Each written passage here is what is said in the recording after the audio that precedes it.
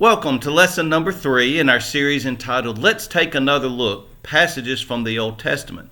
This lesson is going to be a little bit different than some of the others because I'm going to talk about Jacob and Esau.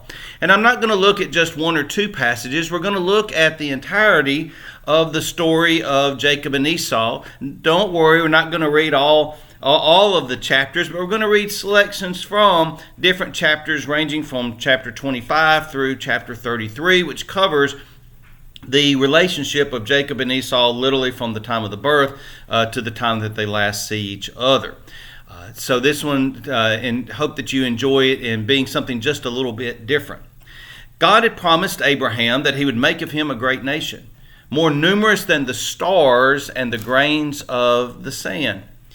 But it took a little while for the fulfillment of that promise to get started, because Isaac, the father of Jacob and Esau, Isaac wasn't born until Abraham was 100 years old. And I have mentioned this for those that have heard maybe other Bible studies or sermons, but there's a 25-year, when we look at God's timetable versus our timetable, many times we want something to be just right then. And if we don't get what we perceive as an answer to prayer, sometimes within days or even weeks, we get a little irritated and wonder if God's listening. Between the time that God made that initial promise to Abraham that he would make of him a great nation and the time that Isaac was born was 25 years. It's a reminder that God's timetable is not always our timetable. The first passage we're going to look at comes from Genesis chapter 25, verses 21 through 34. Isaac prayed to the Lord for his wife because she was barren, and the Lord granted his prayer, and his wife Rebekah conceived. The children struggled within her, and she says, "If it is to be this way, why do I live?" So she went to inquire of the Lord. And the Lord said to her, "Two nations are in your womb, and two peoples born of you shall be divided. One shall be stronger than the other. The elder shall serve the younger." When her time to give birth was at hand, there were twins in her womb. The first came out out red, all his body like a hairy mantle, so they named him Esau. Afterwards, his brother came out with his hand gripping Esau's heel, so he was named Jacob. Isaac was 60 years old when Rebekah bore them. When the boys grew up, Esau was a skillful hunter, a man of the field, while Jacob was a quiet man, living in tents. Isaac loved Esau because he was fond of game, but Rebekah loved Jacob. Once when Jacob was cooking a stew, Esau came in from the field and he was famished. Esau said to Jacob, "Let me eat some of that red stuff, for I am famished." Therefore he was called Edom. Jacob said, "First sell me your birthright." Esau said, "I'm about to die. Of what use is a birthright to me?" Jacob said, "Swear to me first." So he swore to him and sold his birthright to Jacob. Then Jacob gave Esau bread and lentil stew, and he ate and drank and rose and went on his way. Thus Esau despised his birthright. So God tells Isaac and Rebekah that there will be a conflict between the two brothers, and that the younger will end up being the one who is in the position of power. The elder shall serve the younger, something which would have been opposite of the way that things worked in that day and time, that birth order which greatly favored the firstborn son. And even though Esau was born just very, really just moments before Jacob was born, because remember it says that Jacob was grabbing Esau's heel as they were coming out of the womb, and the implication is almost that he was trying to pull Esau back in and be there at first. But Esau, so just by the barest of margins, is the oldest brother. But these two brothers are different in almost every way. Isaac prefers Esau. Esau's the oldest, even if just by a minute or two, while Rebekah prefers Jacob. And Jacob, when talked about living in tents, he spent the time doing things more like a lot of times that women did in that day and time, and he spent more time with Rebekah, his mother. And we tend to look at the trickery in this story, and certainly there is trickery that is there. But we also have to remember from the outset of what happened, that wasn't necessarily trickery. Jacob makes a bold a bold ask of Esau in exchange for that stew. But look at how Esau, the Bible tells us that Esau despised his birthright by selling it for some bread and drink and stew. And again, we see the difference in the two brothers. Esau is concerned about what's going on only right in the moment. Jacob is thinking ahead, taking that longer view of life. Now, Jacob is scheming, and we'll see that Jacob was a schemer. But he has a future in mind for himself beyond the next immediate thing. Jacob makes no pretense about what he wants and even makes Esau swear to it, but Esau was too impulsive, maybe too dense, we don't know, at this time to care. Certainly he was too focused on the immediate moment instead of thinking the implications of what he was doing. Well, the next time then, there's a brief interlude where Isaac meets Abimelech and there are other things that happen. And the next time we get back to Jacob and Esau is later in chapter 26 of Genesis. And remember, of course, Esau has given away his birthright in the heat of the moment. But it also seems to be an indication that Esau didn't really think he was doing that or wasn't really serious about that, or at the very least had not thought anything more about it, because it's clear that Esau is still going to think that he has that birthright. But even though Esau may not have meant it, Jacob certainly did. That's why he made Esau swear. The problem, though, is that Isaac is not going to go for this. So they have to trick Isaac in his old age into blessing Jacob instead of blessing Esau. And they have to do it before Esau gets back and figures out and finds out what is going on. So the next little passage comes from Genesis chapter 26, starting with verse 34. When Esau was 40 years old, he married Judith, daughter of Beeri the Hittite, and Basemath, daughter of Elon the Hittite. And they made life bitter for Isaac and Rebekah.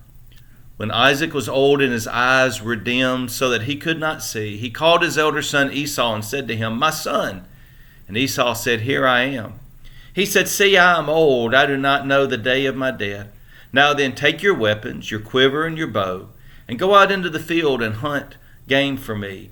Then prepare for me savory food such as I like, and bring it to me to eat, so that I might bless you before I die." Now Rebekah was listening when Isaac spoke to his son Esau. So when Esau went to the field to hunt for game for his father, Rebekah said to her son Jacob, "I heard your father say to your brother Esau, 'Bring me game and prepare me savory food to eat, that I may bless you before the Lord before I die.' Now therefore, my son, obey my word as I command you. Go to the flock and get me 2 choice kids, so that I may prepare from them savory food for your father, such as he likes. And you shall take it to your father to eat, so that he may bless you before he dies." But Jacob said to his mother Rebekah, "Look, my brother Esau is a hairy man, and I'm a man of smooth skin. Perhaps my father will feel me, and I shall seem to be mocking him and bring a curse upon me instead of a blessing." His mother said to him, "Let your curse be on me, my son. Only obey my word and go. Get them for me." So Jacob went and got them and brought them to his mother, and his mother prepared savory food such as his father loved. Then Rebekah took the best garments of her eldest son Esau, which were with her in the house, and put them on her younger son Jacob. And she put the skins of the kids on his hands and on the smooth part of his neck. Then she handed the savory food and bread that she had prepared for her son Jacob. So he went into his father and said, "My father." And he said, "Here I am. Who are you, my son?" Jacob said to him, "I'm Esau, your firstborn. I've done as you told me. Now sit and eat of my game, so that you may bless me." But Isaac said to his son, "How is it that you found it so quickly, my son?" He answered, "Because the Lord your God granted me success." Then Isaac said to Jacob, "Come near, so that I may feel you, my son, to know whether you are really my son Esau or not." So Jacob went up to his father Isaac, who felt him, and who said, "The voice is Jacob's voice, but the hands are the hands of Esau." He did not recognize him because his hands were hairy like his brother Esau's hands. So he blessed him. He said, "Are you really my son Esau?" Jacob answered, "I am." Then he said, "Bring it to me, that I may eat of my son's game and bless you." So he brought it to him, and he ate. And he brought him wine, and he drank. Then his father Isaac said to him, "Come near and kiss me, my son." So he came near and kissed him. And he smelled the smell of his garments and blessed him, and said, "Ah, the smell of my son is like the smell of a field that the Lord has blessed. May God give you the dew of heaven, and of the fatness of the earth, and plenty of grain and wine. Let people serve you, and nations bow down to you. Be Lord over your brothers, and may your mother's sons bow down to you. Cursed be everyone who curses you, and blessed be everyone who blesses you." Well, this story starts by telling us that Esau married foreign wives. Now, a little bit of background is here in order. When Isaac was grown up, his father Abraham had sent his main servant back to Abraham's homeland to find a wife for Isaac, and it turned out to be Rebekah. Abraham had not wanted Isaac to marry a Canaanite wife, and Isaac, in turn, did not want either of his sons marrying somebody who was foreign. But that's exactly what Esau did. He married 2 Hittite women who lived in that area. Now, as a pastor over the course of many years, I've observed a lot of family dynamics in my life. And I know that there are a lot of people out there who can identify with that verse 35 there, who says that Esau's wives made life, quote, bitter for Isaac and Rebekah. You see, it was something because they were foreign women and not women from their original tribe. And then also it may have just been that they were difficult, but whatever it was, these wives made life bitter for Isaac and Rebekah. And it's clear that there was a lot of resentment from the time of him marrying them all the way past that as well. It was important to marry in one's religious tribe so that the value system of the tribe would not be compromised, and so that the lineage would be pure, so that it would be purely Hebrew. And maybe that's part of the reason why Rebekah, along with her having a preference for Jacob anyway, helped Jacob in this deception against her husband and their father Isaac. So then we shift and we're told a little bit about Isaac. By this age, remember Isaac says Isaac's 60, then now 40 years has passed, so Isaac's on up there in age, somewhere around 100. Isaac is old and he is blind. He has a sense that his death is near, and he wants to bestow a blessing upon Esau, the oldest, and of course by Isaac, the most favored of the 2 sons. He tells Esau, it says he liked game. He tells Esau, go and kill something and then make a nice meal, a meal that I like, kind of make my favorite meal, if you will, and bring it to me, and I might bless you. But of course, when that happens, what happens is that Rebekah fixes food, and she puts the garments on Jacob and puts the hair so that if Isaac smells or feels, it feels like and smells like Esau. And she sends Jacob in to obtain that blessing, even going so far as to say that if you are found out and Isaac curses you, I will absorb that curse. I will take on that curse for you should Isaac figure out that deception. And we tend to look at Jacob and him kind of being a schemer, and he certainly was, but we can't overlook the role of Rebekah and her wanting to trick her own husband to the favor of the son that she preferred, which was Jacob. She's the instigator in this, and she actually does a quite dangerous thing considering the role of women in stepping out to deceive her husband in this way. So, of course, we have where Jacob goes through the entire deception. He's lying by intent of stealing that birthright, and he's lying by telling his father that he is Esau in order to get what he and Rebekah want for Jacob. Many years ago, it might have even been back in the 80s or early 90s, there was a wonderful series. There was a book that came out of it, and there was also a wonderful video series, I think on PBS, of conversations between Bill Moyers and a man named Joseph Campbell, and they were looking at these different accounts in Genesis. And one of the points that Bill Moyers makes, which I think is really interesting to go over here, because we're looking at Esau despising his birthright, being so short-sighted, We're looking at Jacob who schemes, Rebekah who schemes to trick their own father who's old and blind. There's just a lot that's going on there.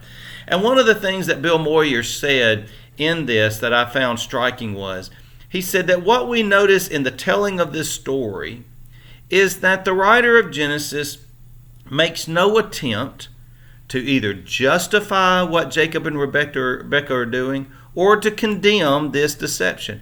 They simply present what happened. There's no commentary that tries to explain it away, that tries to downplay or put down Jacob.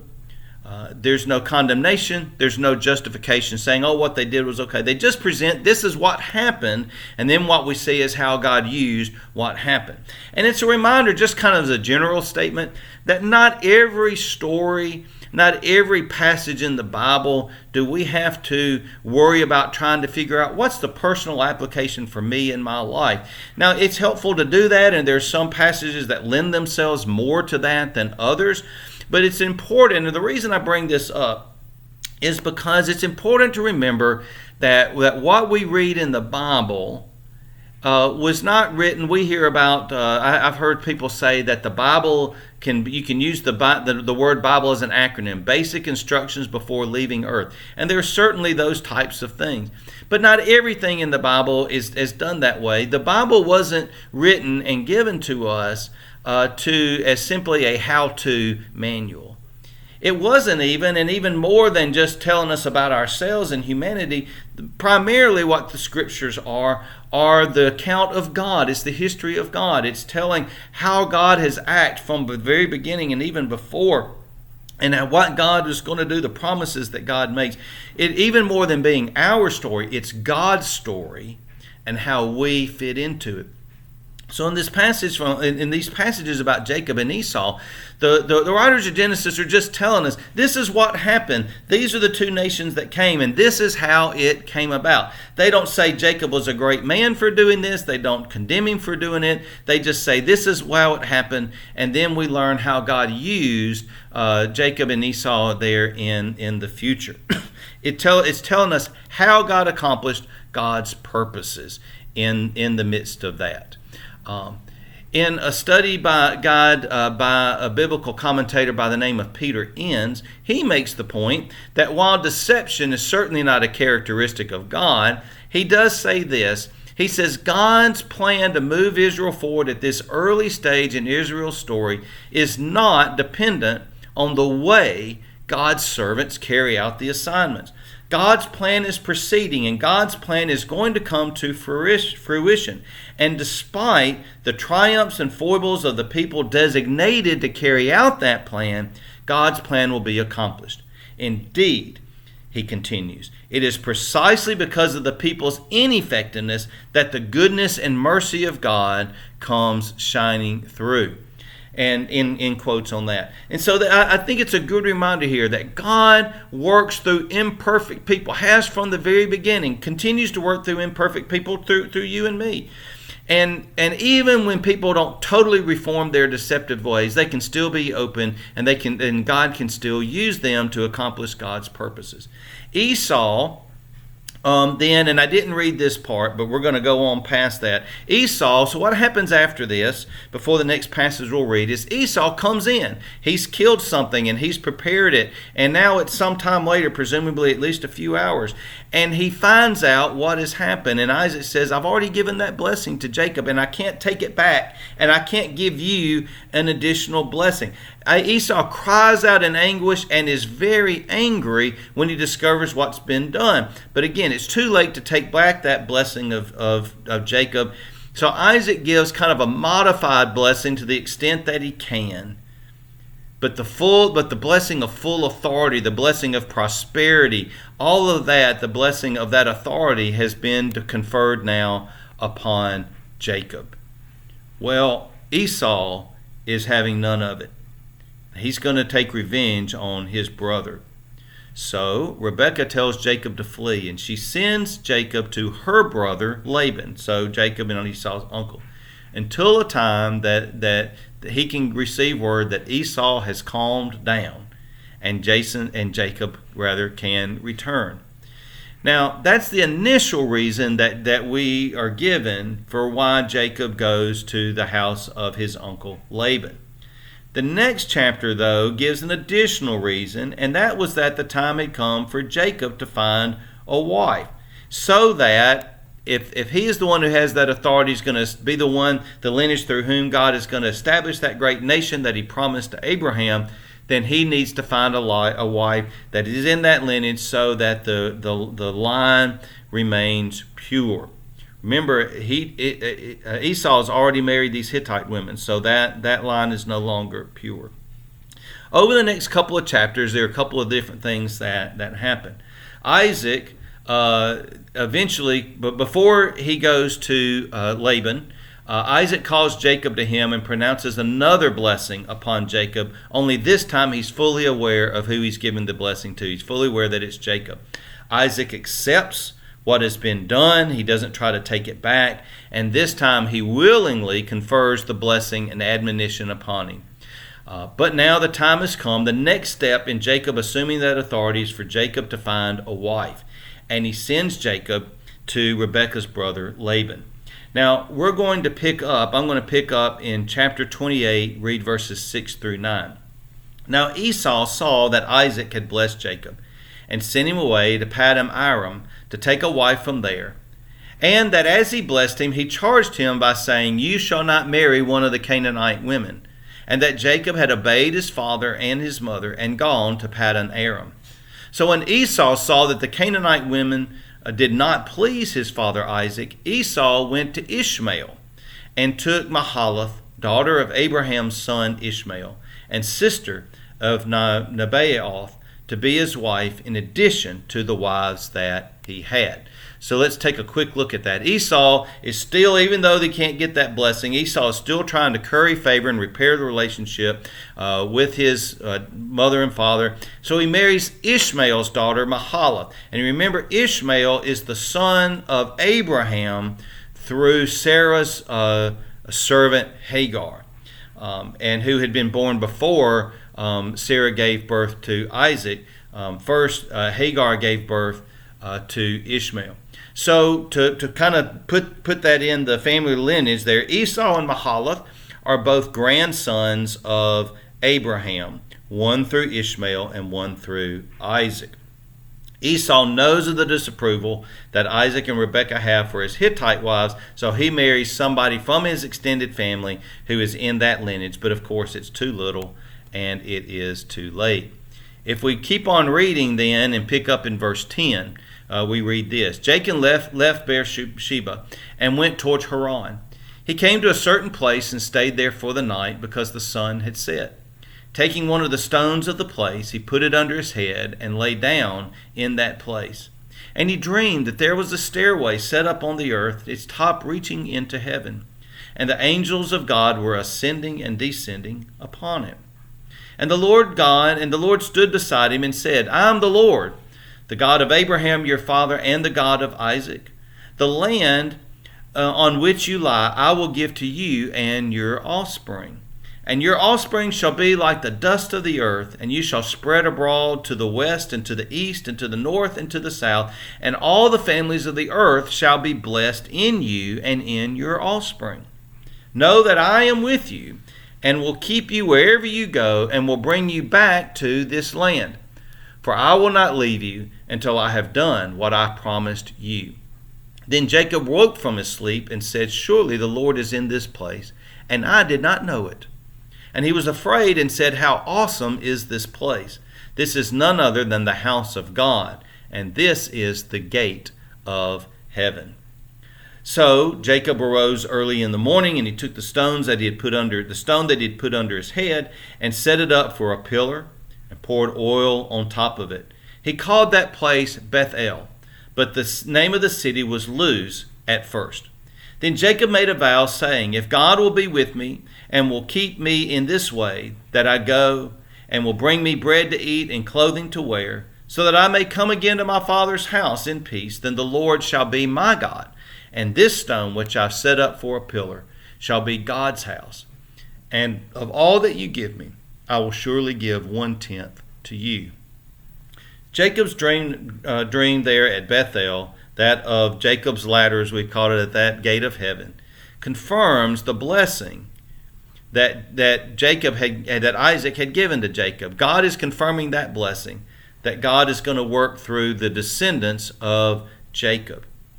Because of that experience, Jacob names this place Bethel, which means the house of God. Beth or Bet, if you see that in the Old or New Testament, it means house of, and then El was the name for God. Bethel, the house of God. When Jacob then goes to the land and he meets Laban's daughter Rachel. He has two daughters, Rachel and Leah. He meets Rachel and he falls in love with her, and Laban says, "You got to work for me for 7 years." So Jacob does that. And then on the wedding night, he realizes that it's not Rachel that he married, that it is Leah who he married. And Laban goes and says, "Oh, well, Leah was the oldest child. She had to be married first. But if you'll work for me for another 7 years, then I will give you Rachel as well." Now, it does say that 1 week after marrying Leah, he was able to marry Rachel in agreement to do that. But Laban has his own schemes going on. And actually, the one who was the trickster has himself been tricked. The one who was the deceiver of his own father has now been deceived by his uncle. And it's clear that Jacob does not care anything about Leah. He loves Rachel. He's willing to work all of that extra time in order to have Rachel as his wife. But God takes pity on Leah as well. And Leah turns out to be the one who gives first birth to children and gives birth to most of his children. God knows of Jacob's love for Rachel, but he doesn't want Leah to be disregarded. She and Leah gives birth to the first 4 of Jacob's sons. If we look on in kind of a synopsis of chapter 30 of Genesis, those first verses, Rachel is jealous, though, because she knows Jacob loves her, but she's not been able to bear him any children. Leah's already given him 4 sons. And so, like Sarah did for Abraham when she gave Abraham her servant Hagar, Rachel gives her servant as a substitute, which in that day and time would have been credited to Rachel. So through Rachel's servant Bilhah, there are 2 more sons born, and of course they're credited to Rachel. Leah sees what's happening, and she sees, there have been 2 sons that have been born, and Rachel, and they're credited to Rachel. And Leah, it's been a little while since Leah has borne any children, so she gives Jacob her maidservant Zilpah. And Zilpah gives birth to 2 more sons. And then, so that's 4, and then 2 through Bilhah, 2 through Zilpah. That gets us up to the number that's there, to 8. Leah gives birth to 2 more sons, as well as a daughter. And finally, after 10 sons have been born to Jacob through Leah, Bilhah, and Zilpah, Rachel gives birth to Joseph, and she gives birth to Benjamin, the 11th and 12th of Jacob's children. Now, we're not going to look at that in this series, but what you'll see is that those are the 2 children that Jacob favors the most as well. That completes then those 12 sons of Jacob who will become those 12 tribes of Israel. 6 by Leah, 2 by Bilhah, 2 by Zilpah, and 2 by Rachel herself. And those are those 12 sons. Now I do want to read a passage from chapter 30, picking up at verse 25. When Rachel had borne Joseph, Jacob said to Laban, "Send me away that I may go to my own home and country. Give me my wives and my children, for whom I have served you. And let me go, for you know very well the service I have given you." But Laban said to him, "If you will allow me to say so, I have learned by divination that the Lord has blessed me because of you. Name your wages, and I will give it." Jacob said to him, "You yourself know how I have served you and how your livestock have fared with me. For you had little before I came, and it has increased abundantly. And the Lord has blessed you wherever I turned. But now, When shall I provide for my own household also? He said, What shall I give you? Jacob said, You shall not give me anything. If you will do this for me, I will again feed your flock and keep it. Let me pass through all your flock today, removing from it every speckled and spotted sheep, and every black lamb, and the spotted and speckled among the goats. As such shall be my wages. So my honesty will answer for me later, when you come to look into my wages with you.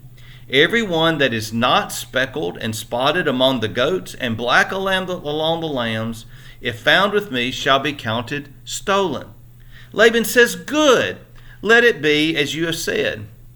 But that very day Laban removed the male goats that were striped and spotted, and all the female goats that were speckled and spotted, every one that had white on it, and every lamb that was black, and put them in charge of his sons. And he set a distance of 3 days' journey between himself and Jacob, while Jacob was pasturing the rest of Laban's flocks. Then Jacob took fresh rods of poplar and almond and plane, and peeled white streaks in them, exposing the white of the rods.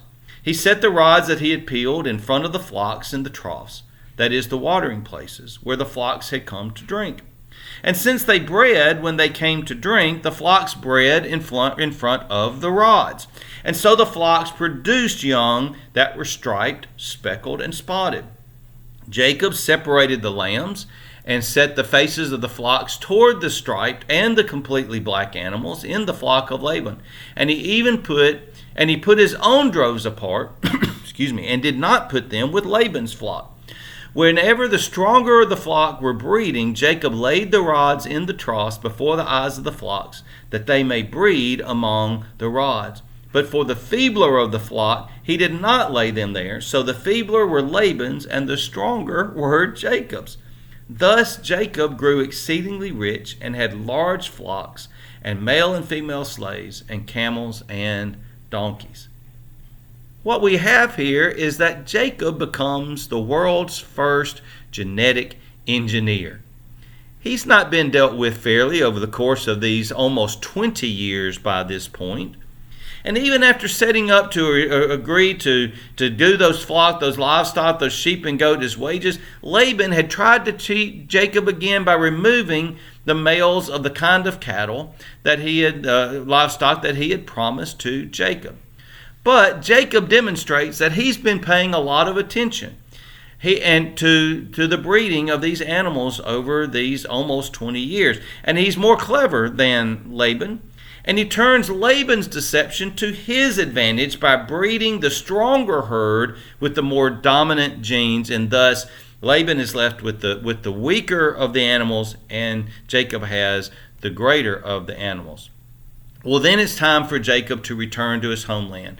And he knows that he's gotten the better of Laban, and he's worried about what Laban may do when he realizes that he's been outwitted. So he takes his possessions and leaves without notifying Laban.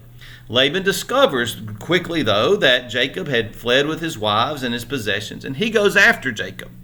Now, God warns him in a dream not to harm Jacob, but Laban still approaches with some anger because of how he left and his understanding now of what Jacob had done.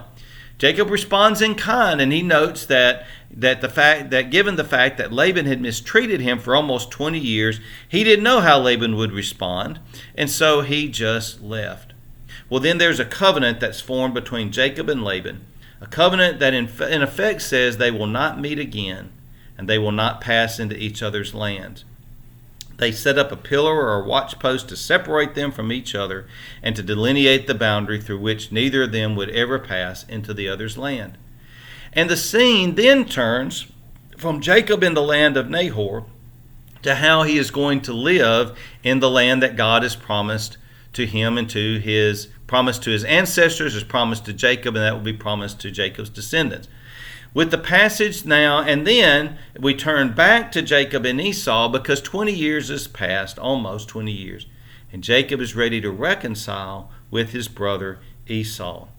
And so as we look at chapter 32, we see that the time has come for him to meet. Now, Jacob doesn't know what's going to happen. He hasn't seen or talked with Esau or heard from him in 20 years. He doesn't know if Esau is still mad, if he's going to try to attack him, if all is forgiven or whatever. But in the midst of that, as Jacob is wondering about these things, Jacob has another dream. It has a vision, but ends up being a visitation there, where an angel of God meets him along the way. And it's not the main point of the story, but we are reminded throughout this time that God is paying attention. God knows our worries and our anxieties and fears. And so on this night when Jacob is real concerned about what Esau's reaction is going to be right before he goes to meet him, God makes that visitation and appears him. And God does that with us. God gives us that reassurance when we need it. But again, remember, Jacob is still a schemer. He's been a trickster, justified or unjustified. We're not, but he's been that trickster.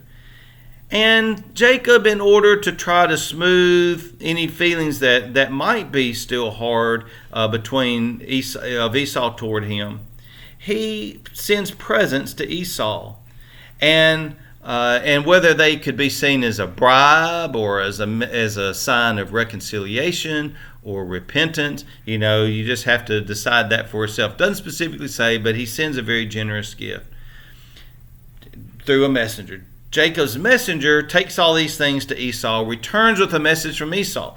And he says, not only has Esau agreed to meet you, but he is bringing 400 men with him, which sets off alarm bells for Jacob.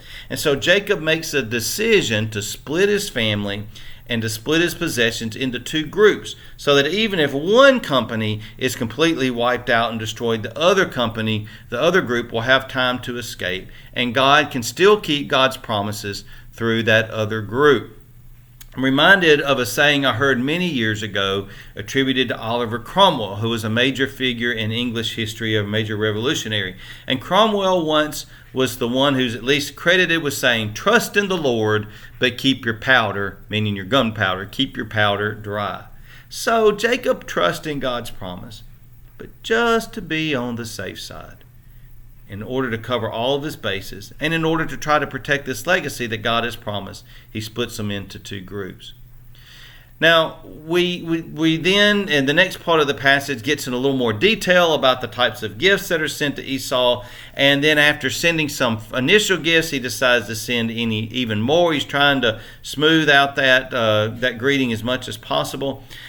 He sends gifts of cattle and sheep in multiple droves.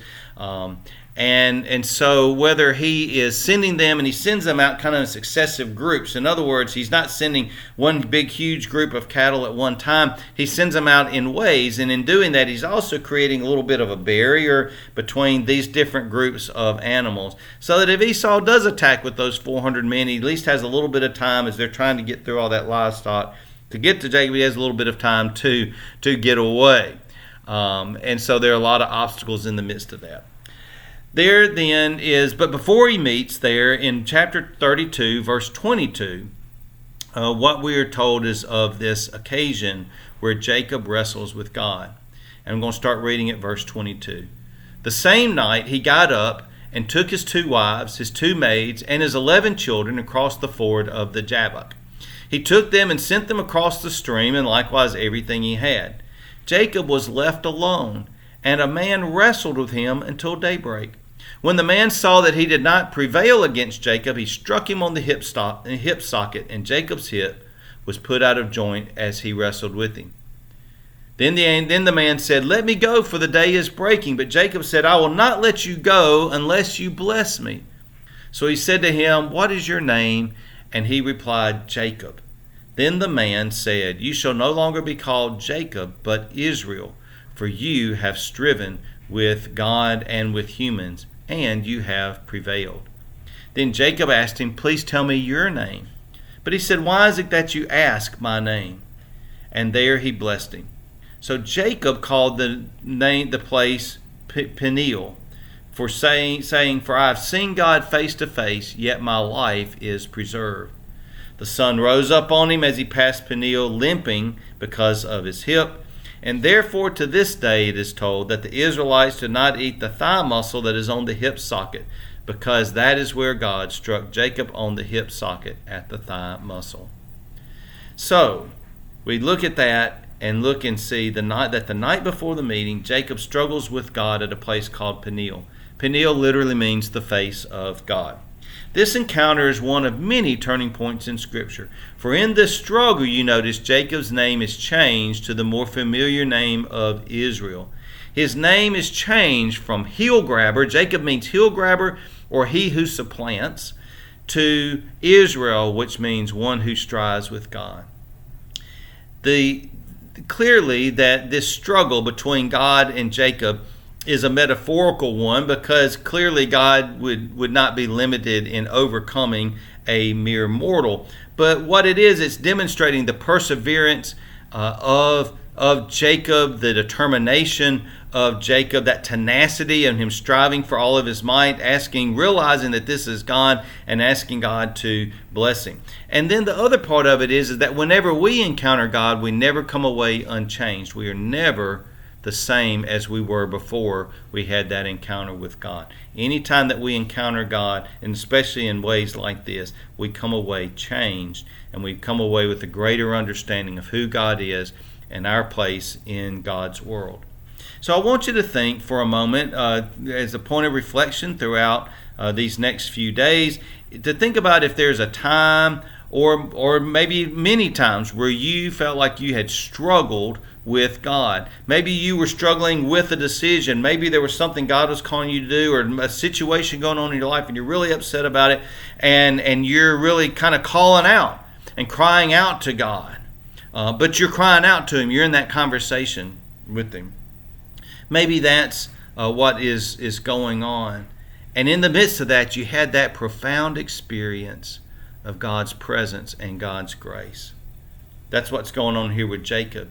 And it's to the extent that his name is even changed to that of Israel. Well, the time has finally come for Jacob and Esau to meet after 20 years. Both are fully grown now. They are older. They have families. They have possessions. Esau has done well for himself and has Jacob. But Jacob still doesn't know how Esau is going to react. Jacob isn't sure, because he arranges his family in order of value. And it tells you something about how he saw the members of his family. The handmaids and their children are at the front of the line. Leah and Leah's children in the middle, and then you have Rachel, Joseph, and Benjamin at the back. In other words, if Esau decided to attack, it was Rachel and Joseph and Benjamin that had the greatest opportunity to escape. As they come and meet, Jacob bows 7 times in submission to Esau. But Esau responds to Jacob like a brother. And he wants Jacob to come stay with him. Now, whether it was permanently or for an extended visit, we're not told. But Esau makes an invitation to Jacob. Esau forgives Jacob for what Jacob did. Esau's moved on with his life.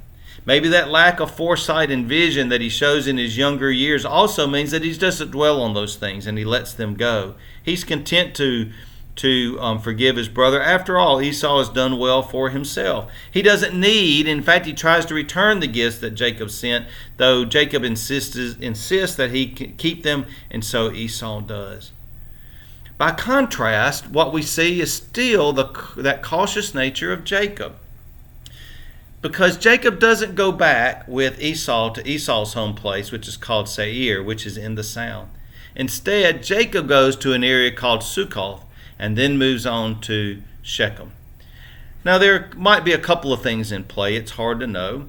The first is, while he doesn't settle in Succoth, moving to Shechem and purchasing some land there, Jacob ends up settling in a part of the promised land, in what is part of the promised land that was promised to Abraham and that God reaffirms to Jacob, even though it would still be several hundred years, but they would have to go through slavery and all of that before the land was fully occupied and before all of the promised land belonged to the people of Israel. In settling where he did in Shechem, they're already starting to occupy at least a little piece of this land of Canaan, this land of milk and honey.